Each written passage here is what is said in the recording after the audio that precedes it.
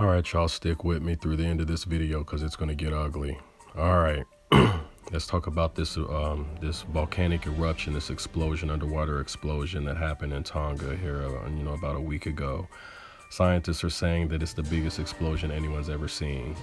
The biggest explosion anyone has ever seen, and this is coming from somebody whose field is nuclear explosions. It's the biggest explosion they've ever seen. It was so big that Seattle's atmospheric pressure was shifted and the fog lifted. The fog lifted. The atmosphere vibrated like a musical instrument. It rang like a bell. 12.4 miles high, 300 miles wide. The biggest we've ever seen. Not volcanic eruption we've ever seen. The biggest explosion we've ever seen. Look at that monster. Look at that view. It's dead on center. Perfect shot. It's beautiful. It was felt all the way to the ionosphere. Look at where the ionosphere is, y'all. Look at where it's at. It was felt all the way up there. Now, let's get to the real. Hey, now look, I want y'all to see this. This white object, I made it go back and forth a few times so y'all can see this. Look, you see it now. Look, now look. It's finna go in, splash, and then it's gonna go into the ocean, and not even 5 seconds later, it's about to explode. See? Now I brought it back so y'all can see it again, just in case you missed it. Now look at this white object. It goes from there to there. From there to there, splash, goes into the ocean, and then explodes.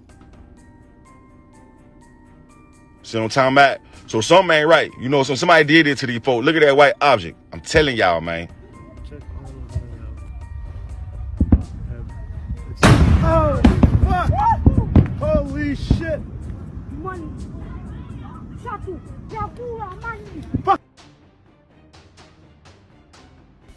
All right, so let's talk about this video. Now, if you've been with me, I don't believe in coincidences. Things just happen. That's just the way that it is. They happen. So with this, we're not going to talk about whether or not it's real or fake. This is clearly a real video. It's clearly a real video. However, we need to talk about the bigger picture here because I feel like that something unbelievably scary is happening in our world, and we definitely need to be aware of the incidents that are happening. I know you remember Beirut last year. I know you remember this explosion, this nuclear looking like explosion that happened in Beirut last year that they said was a chemical explosion. Well, they can say that if they want to. And the place to pin the rap on is perfect if you want to use that excuse if you're testing out a weapon. Here's why I say they were testing out a weapon. This is video, posted it last year.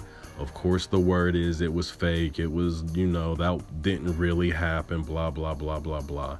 Well, okay, that very well could have been the case. But now with this latest incident with the Tonga volcano, it's no longer one of those things that you can just ignore. You can clearly see the projectile hit this establishment. Now, here's the scary part about this, all right? What I'm figuring out just off of these two incidences, and that's more than one, so this is enough for me.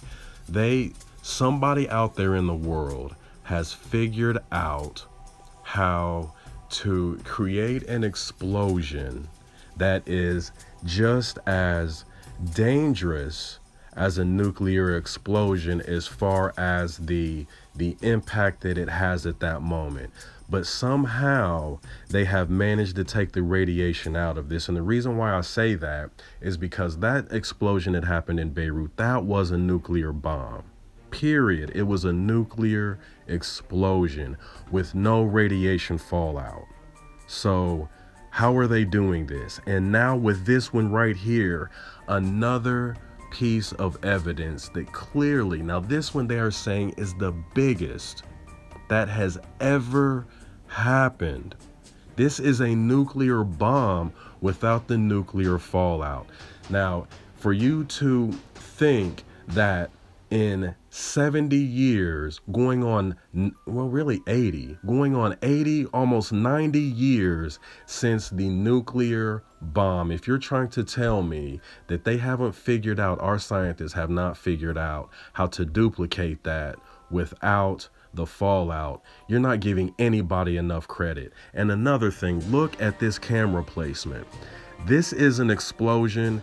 This was a test site and they knew it. Look where the NASA camera was at. Let's go back to that. Let's go back to that. Can we go back? We can't go back while I'm recording. That was flat out a test. That was a weapons test. That camera was pictured perfectly where it needed to be. And of course, it's perfect as far as the cover up. Where's it at? Right by a volcano. They can just blame it on that.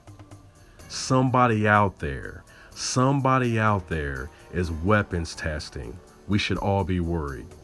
And any news outlet, person, or company that says that this was a volcanic eruption and they're leaving it at that, they're in on it as well. NASA's in on this as well. They was exactly where they needed to be so they can capture what they needed to capture. It was beautiful as far as the test was concerned by the powers, whoever is in charge of this. If the news are reporting this as an eruption, then this is huge. That means everybody's in on this.